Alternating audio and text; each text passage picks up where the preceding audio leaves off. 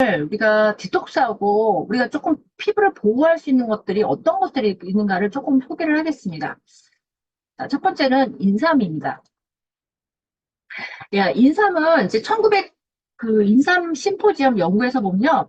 특히 고려 인삼, 인삼이 우리나라만 나는 게 아니에요. 뭐 시베리아 인삼도 있고 저쪽에 여러 나라에서 인삼이 나는데 특히 우리나라 인삼을 봤더니 면역력이 좋다는 거야. 아마 인삼에 대해서 좋다는 얘기는 너무너무 많이 들으셨을 거예요. 그래서 일본에서 봤더니 쥐를 갖고 실험했어요. 그래서 6.8mg의 인삼 추출액을 투여받은 쥐하고 투여받지 않은 쥐를 비교했더니 투여받은 쥐가 생존율이 2.5%더 보고됐고 또 실험쥐나 실험돼지를 갖고 또 추출을 해서 실험을 했더니요. 생존기간이 30일로 연장이 되었고 그리고 우리가 보통 이 방사선의 그 부작용의 하나가 뭐냐면 출혈이에요, 출혈. 근데 출혈인데 우리가 일본 같은 경우 히로시마나 이제 나가사키에 원자탄 피해 증상이 많았잖아요, 옛날에. 그래서 일본 의사들이 봤더니 이 인삼이 출혈을 막아준다는 거예요. 그리고 특히 아까 제가 왜 백혈구, 적혈구, 뭐 림프구가 수치가 엄청나게 떨어진다 했잖아요. 근데 이런 것들을 회복을 가속화시켜준다. 그래서 빨리 회복시켜준다는 거죠, 인삼이. 그런 면에서 좋다는 거죠. 그리고 골수를 손상할, 우리가 방사선을 받으면 골수 조직이 손상인데 골수에서 우리가 면역세포를 만드는 거거든요. 여러분들 적혈구, 백혈구, 림프구 이런 것들을 만드는 조직이 바로 골수예요. 그래서 왜 백혈병 환자들 보면 골수 이식 같은 것도 하고 그러잖아요. 그래서 골수를 보호해주는 거예요. 이게 인삼이 골수를 보호해주고 그리고 우리 몸에서 알부민이나 감마글로불 이 항체죠. 항체의 생성률을 높여주는 게 바로 인삼이라고 합니다. 자, 그 다음에 두 번째 프로폴리스가 있습니다.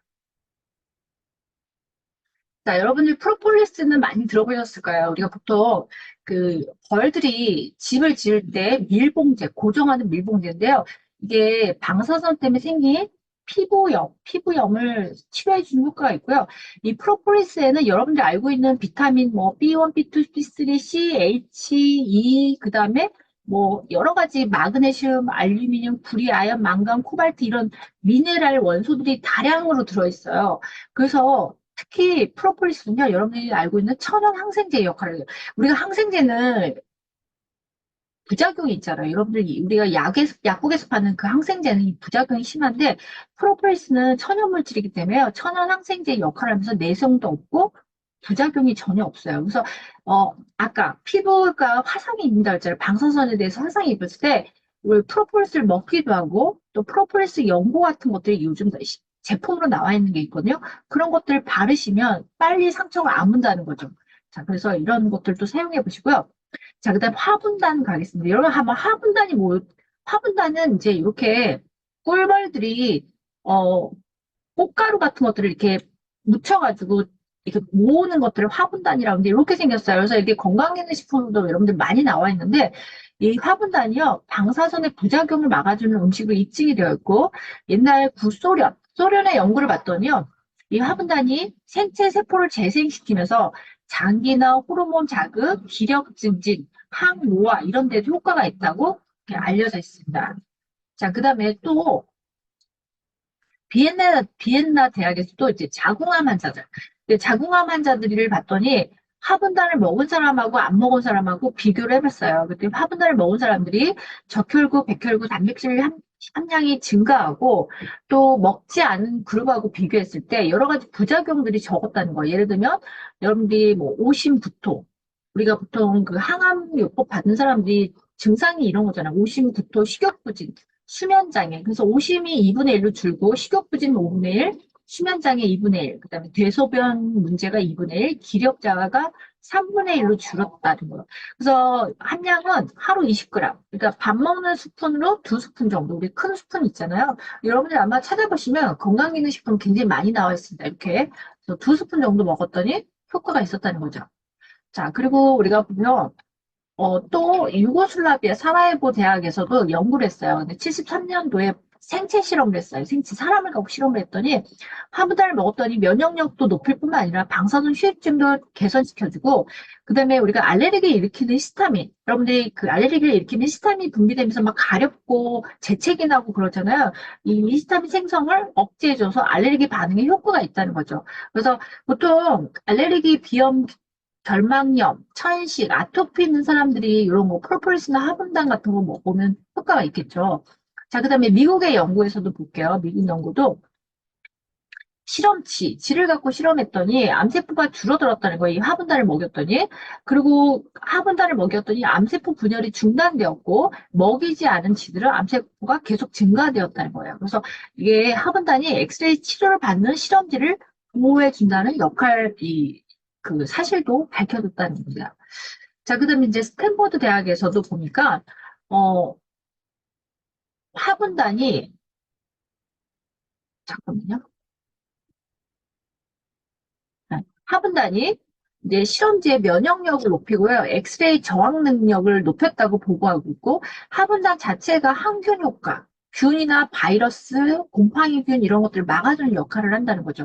자, 그리고 이제 이 하분단이 또 하나는 우리가 알고 있는 그 중금속 있잖아요. 뭐 예를 들면 뭐 수은이라든지 납이라든지 카드뮴이라든지 질산염, 아질산염 같은 이런 물질들을 막아주고 독성을 부작용을 막아주는 물질을 함유하고 있다고 합니다. 그래서 우리가 화분단은 중금속이나 방사선도 같이 보호해주는 역할을 한다는 거죠. 자, 그 다음 이제 해초류 가겠습니다. 아마 여러분들이 해초류가 좋다는 거는 다들 알고 계실 거예요. 그래서 해초를 보시면 여러분들이 이제 수심 낮은 곳에서 뭐 파래, 매생이, 그다음에 조금 15m까지는 갈조를 갈색을 띠는 토시라든지 미역이라든지 다시마가 있고요. 조금 더 깊은 곳에는 홍조류가 있고 뭐 오목가사리 같은 꼬시래기 이런 것들이 있는데 자 여기 보시면 독성 물질을 방어해주는 역할을 합니다. 그래서 여기 보면 홍조류는 플루토늄 여러분들 우리 그 방사선 물질 플루토늄이라고 들어보셨죠? 홍조류는 플루토늄을 방어해주고요. 녹색 이 녹조 맨 그 밖에 녹조류는 세슘을 효과적으로 제거해주고 그리고 해초류에 있는 알긴산 나트륨이요. 우리가 보통 이런 물질이 골세포에 흡수되는 것을 80% 이상 낮춰주니까 흡수되는 것을 방어해주는 역할을 하는 거예요. 해초류 자체가.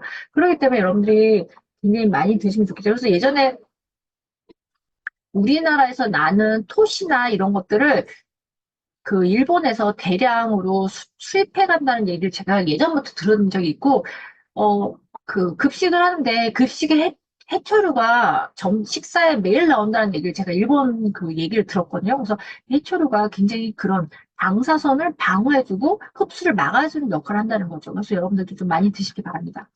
자, 그 다음에 요오드 가겠습니다. 요오드. 우리가 보통 미역에 가장 많은 게 요오드잖아요. 근데 여러분들이 또 요것도 아셔야 돼요. 우리가 그 방사선 요오드라 그래가지고 미국이 핵실험을 계속 하잖아요. 근데 그 핵실험이 방출된 것들도 바로 이 요오드거든요. 근데 요오드가 왜 나쁘냐면 이제 북한이 핵실험을 했을 때 이게 낙진이 날아서 이렇게 우리가 목초 있잖아요. 풀 같은데 목초에 떨어지면 이게 소가 먹으면 그 우유 제품이 축적이 되는 거예요. 그러면 이제 우유 제품을 우리 인간이 먹잖아요. 그러면 이제 이 방사선 동위 원소들이 우리 몸에 흡수가 된단 말이에요. 근데 또 이게 되게 웃긴 게 우리가 요오드 같은 거 있잖아요. 이런 김, 미역, 다시마 이런 것들을 많이 드시면 얘네들이 그 많이 섭취하지. 그러니까 우리가 이런 것들을 미리 요오드를 많이 섭취하면 이 방사선 요오드가 우리 몸에 흡수되지 않게끔 도와준다는 거예요. 무슨 얘기냐면 우리 독성 물질하고 우리가 먹는 그 천연 물질하고 화학 분자식이 거의 비슷해요. 비슷해가지고 그 요오드 수용체 먼저 차지하는 쪽이 우선 장땡인 거예요. 장땡이란 말이 조금 이게 의학적인 용어는 아니지만 자 무슨 얘기냐면 우리가 음식물을 먼저 먹어서 요오드 같은 걸 많이 먹어가지고 얘네들이 먼저 그 요오드 수용체를 차지하고 있으면 독성 물질이 들어와도 수용체를 이미 요오드가 천연 물질이 다 차지하고 있기 때문에 수용체에 이게 손을 잡을 수가 없다는 거예요. 그래서 우리 몸으로 들어와서 흡수가 될 수 없다는 거예요. 그래서 여러분들이 이 방사선 요오드를 방어하는 방법으로 여러분들이 이런 물질을, 천연 물질을 많이 먼저 드시면 흡수가 안 된다는 얘기를 하는 겁니다. 그리고 사실 저는 이제 자연학자들은 우유가 좋은 식품이라고 생각하지 않거든요. 저도 우유를 잘 안 먹어요. 가급적. 그러니까 뭐 뼈 건강을 위해서 차라리 지난번에 제가 말씀드렸죠. 이런 해조류가 칼슘이 더 많다고. 해조류가요, 우유나 멸치보다도 칼슘량이 더 많아요. 그래서 사실 그 골다공증 때문에 고생하시는 이제 할머니들, 저희 친정 엄마한테도 우유 드시 마시고 차라리 하루에 김을 두세 장씩 드시라고. 김 그 있잖아요. 그냥 구운 김 있잖아요. 여러분들 기름 안 바르고 그 맹김 있잖아요.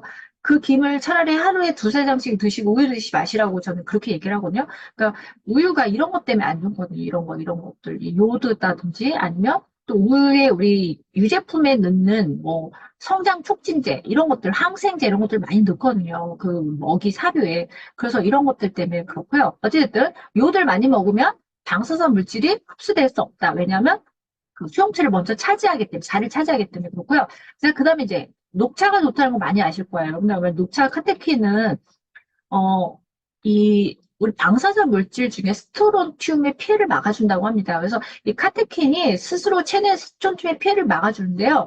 이게, 우리가 아까 이런 물질이 골수에 가서 문제를 일으킨다고 했잖아요. 골수에 가서 문제를 일으키면 이제 뭐 백혈병이라든지 뭐 골수암이라든지 여러 가지 질병을 일으키는데 이 카테킨이 먼저 가서 이 골수에 도착하기 전에 이 동위 원소를 제거해주는 역할을 한다고 합니다. 그래서 녹차는 뭐 녹차에 대한 연구 논문은 너무너무 많아요. 뭐 화장품 원료로도 들어가고 건강식품으로도 들어가고 그러는데 어쨌든 녹차도 이런 역할을 하기 때문에 녹차도 많이 드셔보시기 바랍니다.